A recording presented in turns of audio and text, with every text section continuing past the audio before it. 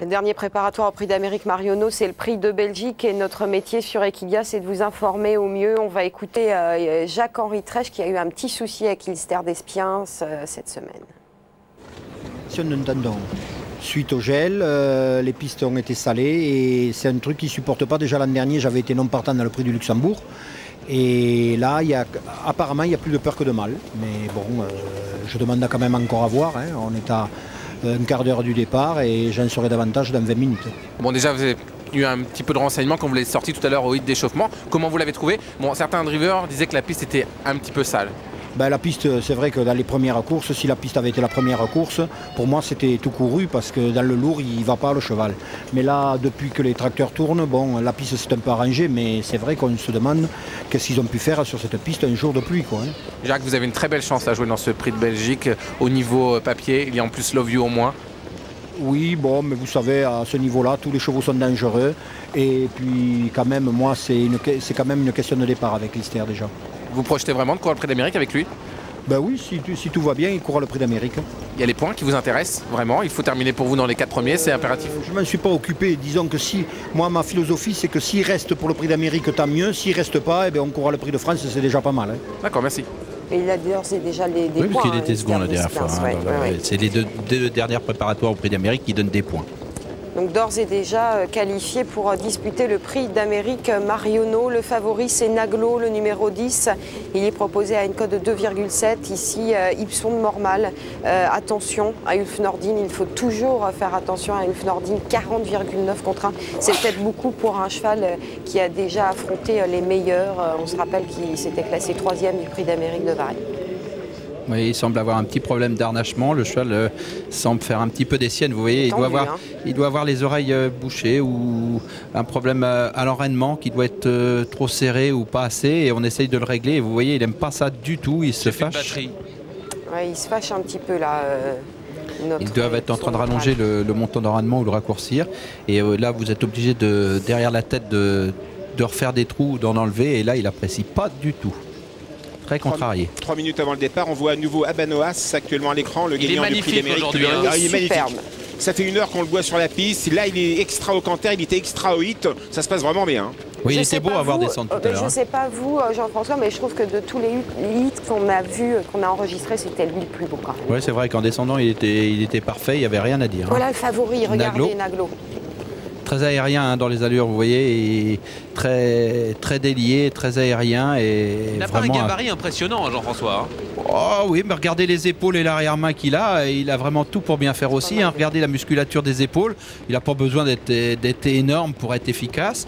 Mais on sent que c'est un cheval qui est hyper musclé et qui est bien dans sa morphologie. Hein, au niveau longueur, hauteur et même épaisseur. Il semble bien à tous les niveaux. Et dans les antérieurs, quand vous le voyez trotter, il est assez économe en plus. Alors là, les chevaux se regroupent, mais ils ne vont pas partir car Ipson de Mormal est encore très loin. Il est à 400 mètres du départ. Ouais, je pense qu'il y a des drivers qui ne sont pas encore trop avertis. Ipson de Mormal est très loin. Et on a vu Jean-Philippe Marie. Jardy, c'est souvent son point faible. Il risque de faire la faute. Il va essayer de rentrer certainement le premier pour l'isoler tout en dehors en partant. Allez, on va tourner dans la raquette là. On va patienter. On vient d'annoncer au driver qu'il y avait un cheval qui était très loin. C'est Ipson de Mormal. C'est vrai que le on voit Manuel Garcia et Fabrice Soulois. Manuel Garcia, je l'avais vu après la course lors de la dernière fois que Kiwi a couru. Il était très déçu, ça s'était très mal passé. Il avait dit la prochaine fois, on va faire une course d'hommes. Alors, je sais pas, on va voir. Alors il y a 2 blancs dans le parcours, c'est le 20 Abanoas qui est tout blanc et puis Hilda Zonette qui est également en blanc mais avec du bleu. Ah, Christian Bijon qui cherche à monter tout en dehors. C'est vrai que c'est un peu aussi son point faible à Kiwi. Il peut en partant se tromper. Il faut pouvoir le lancer au petit trot sans qu'il passe à l'amble. Parce que si vous le tournez d'un seul coup, il peut passer à l'amble et partir sur un temps de galop. Ça y est, Ipson de Mormal est avec les chevaux des 25 mètres. On va pouvoir donner le départ. Non, c'est la foire d'empoigne. Vous savez, c'est tellement important à ce niveau-là. Il y a des qualifications pour le Prix d'Amérique, hein. Tout le monde est tendu, c'est la dernière et tout le monde veut prendre un bon départ. Donc avec un cheval qui arrive en retard comme l'a fait Ipson de Mormal, ça pénalise un petit peu tout le monde. Il y en a beaucoup qui sont prêts à rentrer dans les élastiques et dans l'aire de départ. Il veut absolument aller à l'extérieur. On voit Huttman qui est très tendu aussi, hein, par rapport à Naglo. Hein. Alors on va suivre Naglo d'ailleurs, qui est le favori de ce prix de Belgique 2004. On le voit là en gros plan. Aux côtés de Jazoda, aux côtés d'Ilster d'Espien. Ça va pas le faire Non, encore. on remet 30 secondes. Hein. Ouais, ça va pas, il y a pas. Et c'est toujours le même problème. Quand ça se passe mal du premier coup, c'était pas bien parti pour que ça se passe bien, puisque personne ne savait qu'Ibson de Mormal était resté devant les tribunes. Donc tout le monde était prêt à monter dans la raquette 1 minute ou 2 minutes avant qu'il arrive. Et à partir de ce moment-là, vous en avez à gauche, à droite, regardez, vous en avez dans tous les sens. Et tout le monde veut rentrer le premier pour prendre une bonne place. Et là, c'est très compliqué. Celui qui serait éventuellement en nage, c'est Ibson de Mormal qui appréhende un peu. Oui, et puis il était très contrarié tout à l'heure.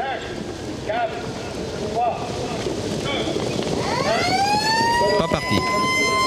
Bon, ça va nous apprendre quand même que Kiwu, il veut absolument partir à l'extérieur et il partait bien là. On voit également que le long de la corde, Igor Brink serait parti sur la bonne jambe avec une zigzag Bructure.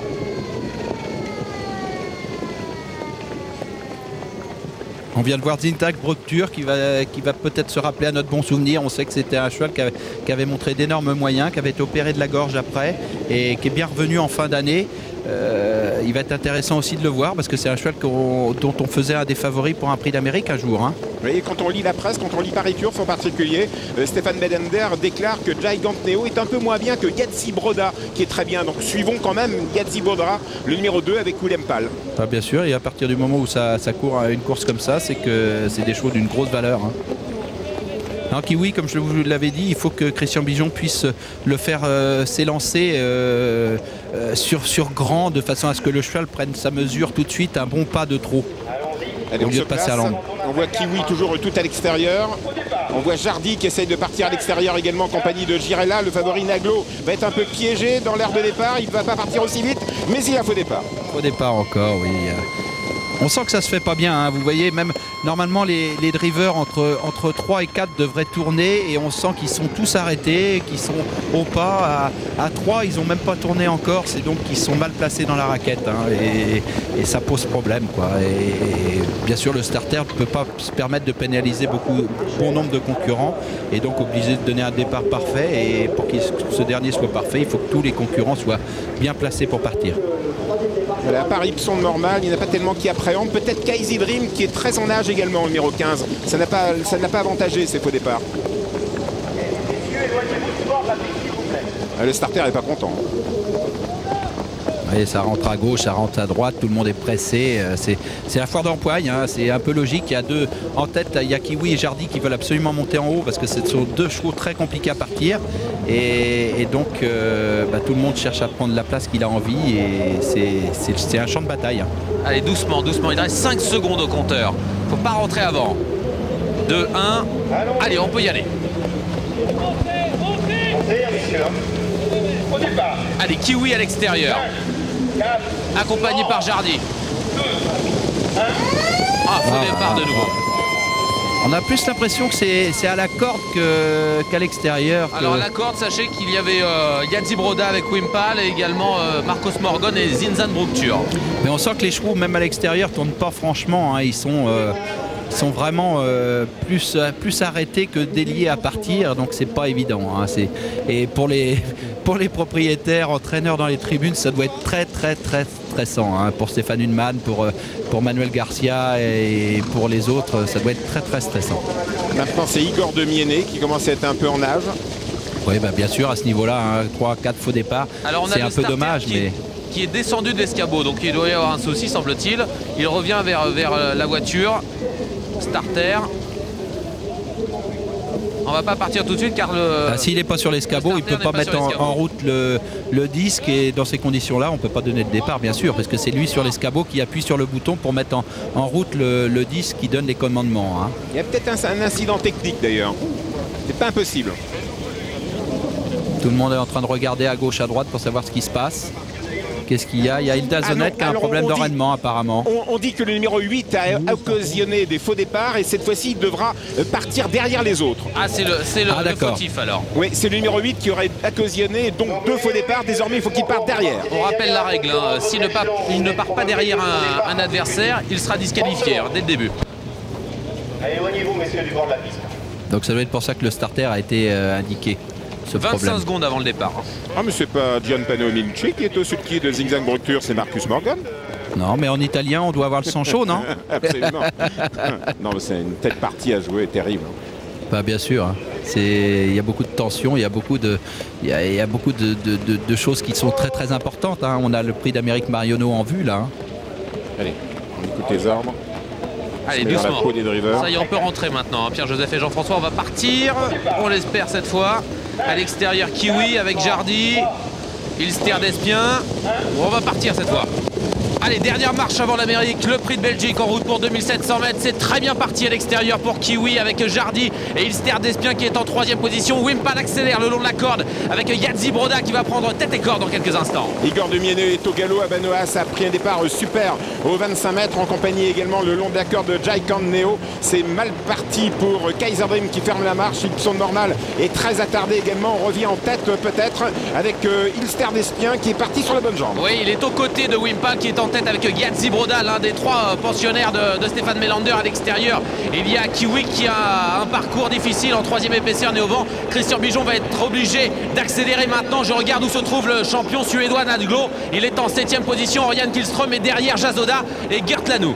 Bel effort de Kiwi à l'extérieur qui emmène dans son sillage Jardy, mais Jardy n'a pas envie d'être dans le dos de Kiwi, ce qui fait que Jardy va accélérer. Et comme il aime bien prendre la tête en général, Jardy va certainement encore venir au commandement côté de Yadzi Broda. Willem Pal qui a toujours tête et corde. Ilster d'Espien toujours 3-4e. Kiwi donc 4e lui aussi. Jadoda est un petit peu plus loin et on voit venir à l'extérieur Abanoas et Hilda Zonet. Ça va vite là dans la descente et Christian Bijon a bien joué le coup. Il s'est placé derrière Jardy qui est à l'extérieur toujours du numéro 2. Yadzi Broda en 3e position le long de la corde. C'est Jacques-Henri Trèche et Ilster d'Espien qui a vraiment un bon parcours. Je regarde toujours où se trouve Naglo. Il est en 7e position. Oriane Kihlström patiente. Et à l'arrière, on retrouve pour le moment Casey Dream avec également Kezako Fedo. Gigante Neo est assez attardé. Yadzi Broda, numéro 2, toujours en tête avec le 9 Jardy. La 3e place pour le 3 Ilster d'Espien. Le 11 Kiwi n'est pas loin. On voit Jazoda, Royal Gull qui suivent. En compagnie également le long d'accord de Gebrazak. Alors qu'à mi-peloton, nous avons toujours Hilda Zonet et Abanoas qui essaye de venir tout en dehors. Oui, les places sont bien établies là, ça ne bouge pas trop.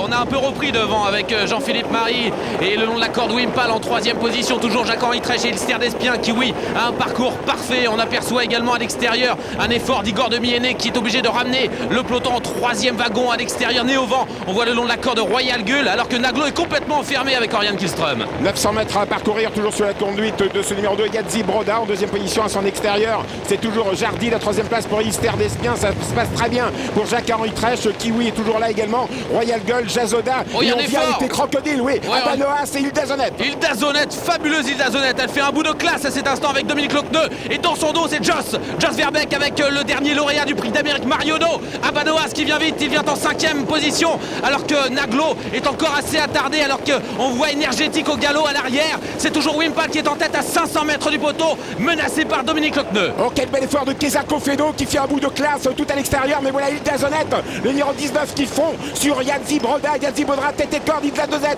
2e Abanoas. Naglo va finir vite à l'extérieur. Pierre-Joseph, il est lancé par Oriane Kihlström. La ligne droite va être superbe. Jacques-Henri Trèche est très malheureux avec Ilster d'Espien. Il tente de trouver l'ouverture. On finit vite à l'extérieur. Hilda Zonet attaqué par Kezako Fedo. Formidable. Kezako Fedo et Jean-Michel Bazir qui viennent gagner avec Naglo. Jean-Michel Bazir contre Naglo. Naglo à l'extérieur. Kezako Fedo au centre. La France va l'emporter avec Kezako Fedo. Mais Naglo vient sur le poteau rejoindre son adversaire à la 3e place pour Hilda Zonet, la 4e place pour Ilster d'Espien. Quelle lutte entre Jean-Michel Bazir et ce diable de Naglo, fils de Cocktail Jet, qui joue peut-être pour la victoire, mais c'est pas certain du tout.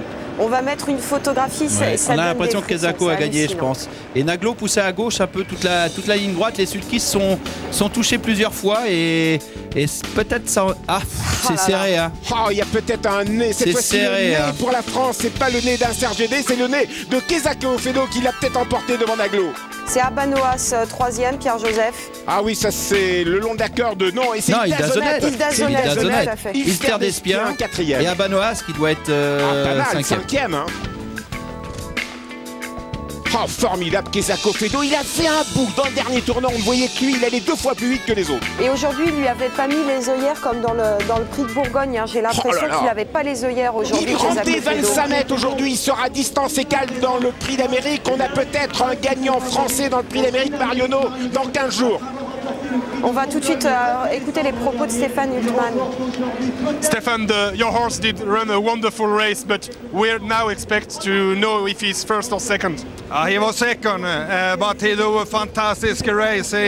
He have no lucky with the race. He have 25 meters before them from the start, but there was in the back of him immediately, so 25 meters was nothing, and he go very, very fast the last 400-500 meters. And he was a very, very good race, but I'm sorry, he was only second. Alors le cheval a couru une course fabuleuse, il est deuxième, battu de rien. C'est vrai qu'il partait 25 mètres devant, mais selon Stéphane, cet avantage n'a pas joué car le cheval n'est pas très bien parti. Il n'a pas eu un très bon dos ensuite, celui de Jazoda, et il était assez mal embarqué. Malgré cela, le cheval a tracé un super dernier kilomètre. The last kilometer was very, very fast. Yeah, and we come back in 2 weeks. Okay, come back in 2 weeks and you must be confident after this race. Yeah, thank you. Il reviendra dans 2 semaines, Stéphane, il est très content. Allez, on retrouve Jean-Michel Bazir. Elle est superbe cette victoire après le prix de Bourgogne, le prix de Belgique. Et c'est encore mieux, j'ai l'impression, que la dernière fois. Ouais, le cheval était parfait. C'était toujours facile. J'ai pris le wagon de 3, ça avançait pas, je trouvais en pleine. J'ai pris l'option de prendre le wagon de 3. En haut, je n'ai pas voulu suivre Joss. Je reste dans le dos à Igor Domienet. Et puis vraiment, Igor Domienet est mollissé, donc tant pis, je le double. Et le cheval était content de doubler. Et à mi-tournant, bah, j'étais au petit trot. Hein. Ouais. Il vous surprend là? Ouais, quand même, parce que le mental est complètement changé. C'est plus le même cheval. Oui, on a l'impression qu'il n'a pas la même action que la dernière fois dans le prix de Bourgogne. Je sais pas. Là, vous pouvez le lâcher là aujourd'hui. Ouais, pour finir, il s'est vraiment rentré dans l'encolure, il s'est dégagé le nez. Il était super. Il était super. On se met peut-être la pression, les cons. Les petits cons d'avoir roulé aujourd'hui. Mais bon, il l'a fait vraiment facilement. On verra bien. Hein. Il y a encore 2 semaines, vous allez être le favori finalement de ce prix d'Amérique 2004. Ouais, bah, favori peut-être, ouais. Mais bon, le cheval maintenant mérite son statut de favori, je pense. Il est parfait. Faut qu'il reste comme ça. Un nounours. Allez. Et le Cornulier alors il est parti, non, il va pas courir. Le Cornulier, c'est pas pour lui, hein. Non. D'accord. Ah, il a gagné, Jean-Michel, oui. Il y a un bon gros nez, quoi, une petite demi-tête. Et c'est vrai que le cheval, on a senti qu'il était content de doubler les autres, de venir sur Hilda Zonette à l'entrée ligne droite. Hein. Il s'est allongé, il était encore plus beau dans les allures que la dernière fois, et vraiment impressionnant. Hein. Il n'a pas mis les œillères, non, il le change à chaque fois. Hein. Il avait les œillères plates, enfin deux grosses Murphy la dernière fois qui faisaient des œillères plates. Et là, mais regardez où est Naglo encore, il est encore très loin. Par contre, grosse déception de Kiwi. Hein. Christian Bijon n'a pas pu sortir, mais même quand il est sorti, il n'a pas fondu vraiment sur les autres. On voit qu'Ezako, regardez où il est. Là, pour l'instant, il est dans le dos d'Abadoas et il va très très bien, il va très facile. Et quand il va déboîter légèrement avec Naglo à son extérieur, il va vraiment foncer tout au long de la ligne droite. Très belle course d'Hilda Zonette aussi, hein. Yadzi Broda très bien aussi à la corde, hein. Plein de bonnes notes. Easter d'Espien encore une fois très très bien. Par contre Abanoise, bon, il rendait 25 mètres c'est sûr comme Kezako, mais pour finir je pense que sans anticiper, j'ai l'impression quand même que Joss va amener Jacques de Belouet, non? On va savoir ça tout à l'heure. Richard, tout de suite. Avec Dominique Naglo qui vient de rentrer à nos côtés. Dominique a eu cette petite tape amicale sur Hilda Zonette. Vous êtes content de ce qu'elle a fait aujourd'hui? Oui, la jument elle court très bien. J'ai eu un parcours assez dur quand même. J'étais à 3 et la jument elle a vraiment bien couru. Elle a gagné le prix de France, certes, mais c'est sur parcours de vitesse. Aujourd'hui, elle nous impressionne quand même sur parcours de tenue. Les gens qui ont bien suivi la jument, ils savent que c'est une jument qui a fait beaucoup de courses de tenue en Suède. Et c'est piste plate quand même. Ouais, mais bon, c'est une jument, elle s'adapte à tout, elle veut bien tout. Bravo, elle a l'air d'être en forme. Oui, très bien. Merci. Victoire de Kezako Fedo, le 14 devant le 10 Naglo, le 19 Hilda Zonette, le 3 Ilster d'Espien. Et on nous annonce une enquête, notamment pour un changement de ligne aux abords du poteau d'arrivée. Donc attention, enquête à l'arrivée du prix de Belgique. 14, 10, 19, 3 et 1, c'est une arrivée prochaine. Le changement de ligne, c'est certainement le fait que Naglo et Kezako Fedo étaient l'un contre l'autre tout au long de la ligne droite. Bon, à savoir pour quelles circonstances, là, les commissaires, on l'a vu de face. Comme ils ont vu Naglo faire la faute après le poteau, ils ont mis enquête certainement.